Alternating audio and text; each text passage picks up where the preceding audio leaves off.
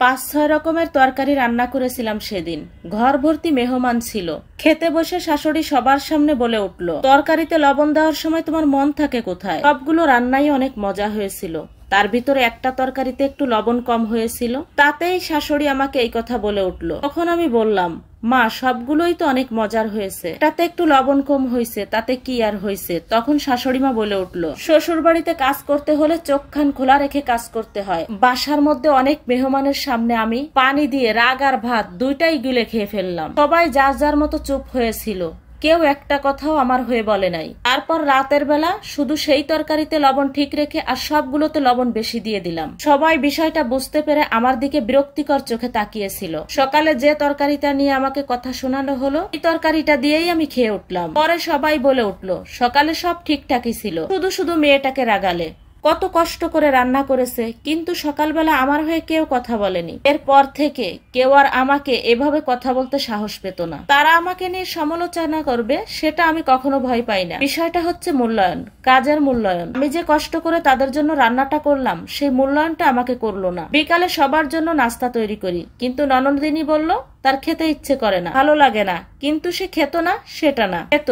কিন্তু এই যে ভালো লাগার কথাটা, এটা সে বানিয়ে সানিয়ে অনেক বড় মিথ্যা বলতো। পরবর্তীতে আমি তাকে বাদ দিয়ে সবার জন্য নাস্তা বানিয়েছি। সবাইকে দেয়া হলো, শুধু তাকে দেওয়া হলো না। তখন আমি একগাল হাসি দিয়ে বললাম, যখন খাতে ইচ্ছে করে না তাহলে এত কষ্ট করে খাওয়ার দরকার কি? আপনারও কষ্ট কমলো, আমারও কষ্টটা কমলো। খুব বিরক্তি চোখে সে আমার দিকে তাকিয়েছিল। এমন না যে আমি তার জন্য নাস্তা বানাতে চাই না বা তাকে আমি অপছন্দ করি, কিন্তু সে আমার যত্নটা বুঝলো না। আমি যে প্রতিদিন নাস্তা বানাই তাদের জন্য বাহারি সাজে, তারা সে কাজের মূল্যায়নটা করলো না। তাই আমি তাকে একটু বুঝিয়ে দিলাম, কেউ কারোর জন্য কিছু করলে তার মূল্যায়নটা করতে হয়। দেবর খুব সকালবেলা অফিসে চলে যায়, আমি ঘুম ঘুম চোখে তার জন্য নাস্তা বানাচ্ছি, দেখলো কিন্তু নিষেধ করলো না। কিন্তু সময় সুযোগ থাকা সত্ত্বেও সে নাস্তা করে গেল না। এরপর থেকে সকালে আমাকে ডাকা হয়, কিন্তু আমি উঠি না। মন নয় যে আমি উঠতে পারবো না তার জন্য, কিন্তু আমার এই উঠাটাকে তাকে মূল্য দিতে হবে। আমার স্বামীর জন্য আমি না খেয়ে অনেক রাত পর্যন্ত খাবার নিয়ে বসে থাকতাম। এসেই সে খাবার খাওয়া শুরু করে দিত, আমাকে জিজ্ঞেস করতো না আমি খেয়েছি কিনা।